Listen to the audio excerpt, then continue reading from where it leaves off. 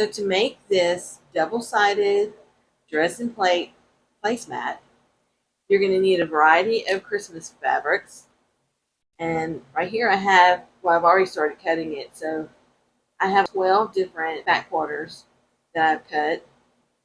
You can see in all different colors, checks. And I purchased this on Amazon. And this will be the Christmas side of our double-sided placemat. And then I have just a few here of the grays that I'm going to use for the other side. So what I'm doing is I'm making these placemats so that I can use the gray side, which matches my kitchen and dining room decor. And so I'm using that for the everyday side of my placemat. And then all I have to do is turn it over to get my Christmas side when Christmas comes. So I'll show you that I've already made the gray side.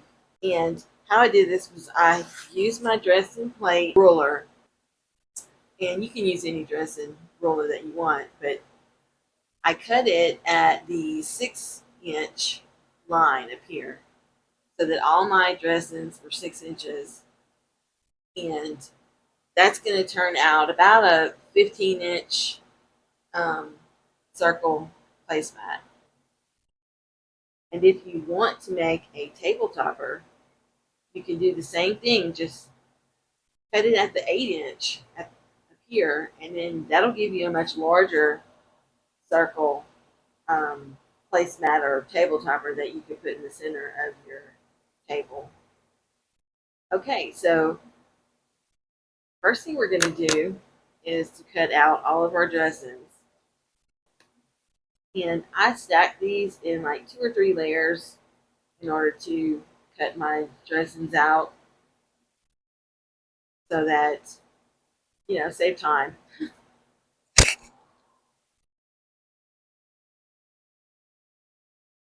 So I've already cut all of my Dresdens here. I stacked them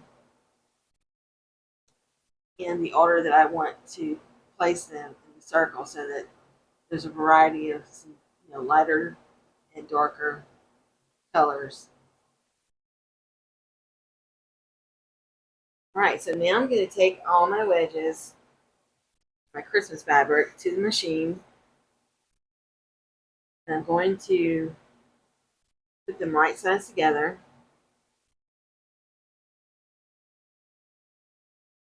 And I'm going to sew a 1/4 inch seam right down the sides here.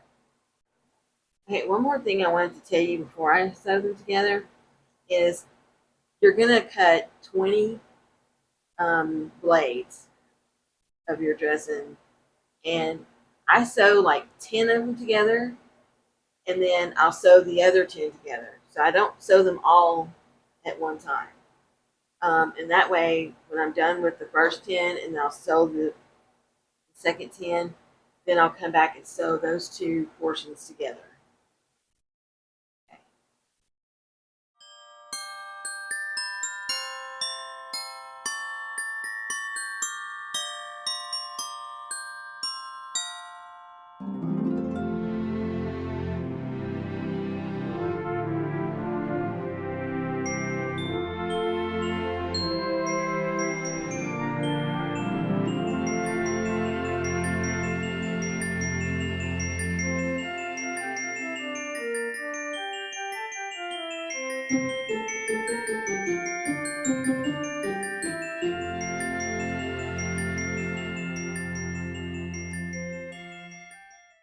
Okay, so the next thing you're going to do is to cut a piece of batting the size that your placemat will fit on.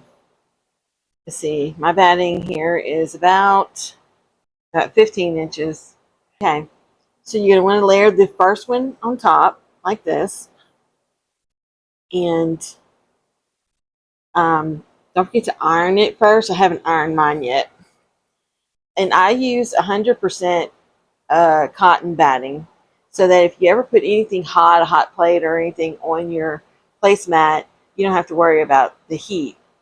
The next thing we're going to do is take my second layer And I just want to make sure that it is definitely all even with the other layer. It looks good, but I still need to iron them, so we'll check them again after I iron them. But so the next thing that you would do after you iron them is take them.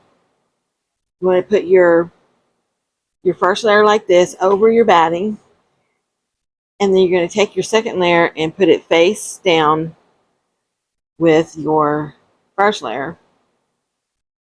Make sure it's all nice and even around the sides. And then you'll go to your machine and you're going to do a 1/4 inch seam around the whole thing, but you want to leave a space of about 2 blades wide so that you can turn it out. And this is the no binding method. This way you don't have to worry about matching your binding so that, you know, one of it will go with the gray and the Christmas. This way you don't have to do that. Okay, so I'm going to go iron this up, and I'm going to do the sewing, and then I'll meet you right back here. Okay, so I've sewed it all the way around, and I'm just going to start to turn it out. Well, before I do that, I want to cut off my batting. Okay, so now I'll just turn it out.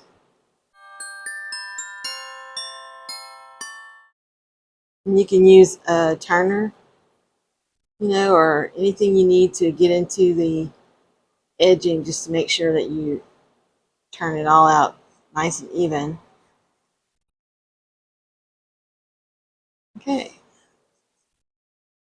So I'm going to go through and fix these edges. And okay, so the next thing you'll do is this over here.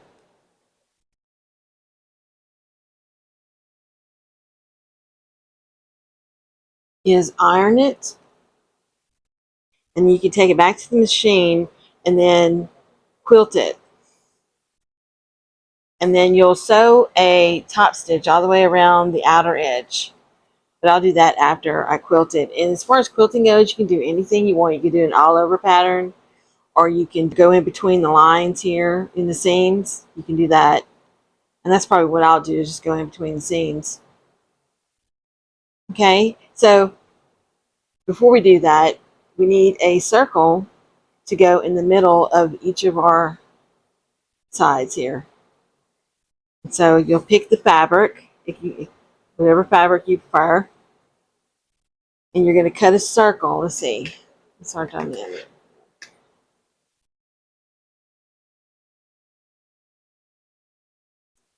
Circle is about 3 inches wide, so you'll want to do at least an inch larger, so about a 4-inch diameter circle. And I'll show you how to do that. You'll sew your circle on when you go to quilt your top, you know, when you're quilting it.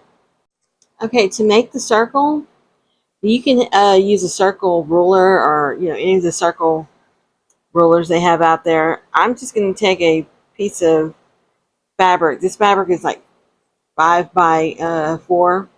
I'm going to fold it in half lengthwise. So this is your 4-inch mark here. And I'm going to fold it again in half, just like this. And so I'll just take it from here and just make a circle, just like that.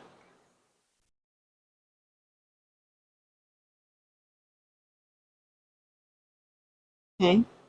You can use any lightweight interfacing. I don't have really any except for some SF101, so I'll probably use that, but I'm not going to iron it yet. So that way you don't get it stuck before you need to. Let's see. So I'll just take some of that SF101 and I'll make a circle out of it just like this. Okay, so here's our circle. I just used a 1/4 inch seam to go all the way around it. I trimmed it just a little, but I want to go in and just cut some little slits all the way around it, but don't go through the thread. Just cutting it a little bit so that when we turn it out, it'll turn out good. And you can do the same thing when you're turning out your mat here as well. So now just go to the opening and turn it right side out.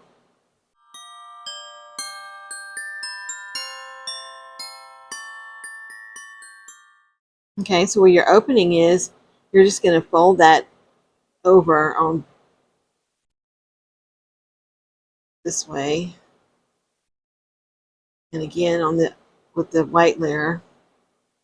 Now you can do this with a piece of fabric as well. You don't have to use interfacing. If all you have is just a little piece of white fabric, or whatever fabric will work. Okay, and then I'll go back around it and sew it with a top stitch, and then we'll put it right there in the middle over our opening. And then I'm going to go and I'm going to do the same thing for one on the back. Okay, so here's the circle for my gray side. And I just wanted to clarify that you put the right side of your gray side to the bumpy side of the interfacing. And that way when you turn it out, the bumpy side's on the back, and you could just iron it on here, which will help you when you go to sew it. It'll keep it in place.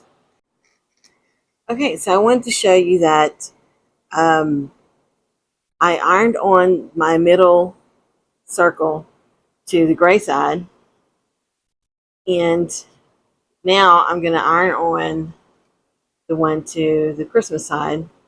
And I went ahead and decided to do this black and white checkered in the middle just to offset all the red. So I sewed this, and now I'm going to turn it out, and you can use a turner or whatever to, I'm just going to use my finger. Okay. So now I'm going to turn this in where the opening is, and I will clip it, and then I'm just going to go and top stitch it all the way around to close up this opening. Okay, so I sewed it right on the edge, about 1/8 of an inch around the edge, all the way around.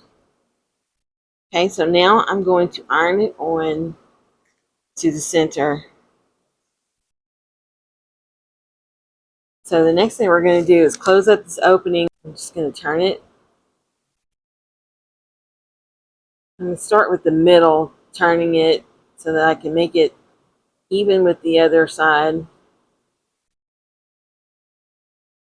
There, and then I'm going to clip it.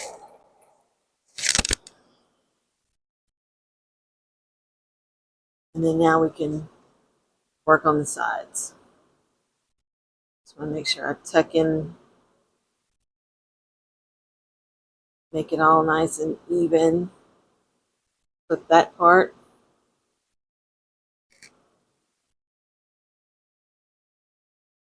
Okay, so now I'm going to take it to the machine, and I'm going to top stitch it all the way around, and you'll want to use probably a 3 or 3.5 top stitch length in order to top stitch it, because it's going to be thick on the edges. And then I'll just go through and I'm going to follow the lines in here with each of the blades, and just quilt it. And I think I'll do like a spiral quilting right in the middle. So here's what the placemat looks like all quilted. Christmas side, and then the gray side.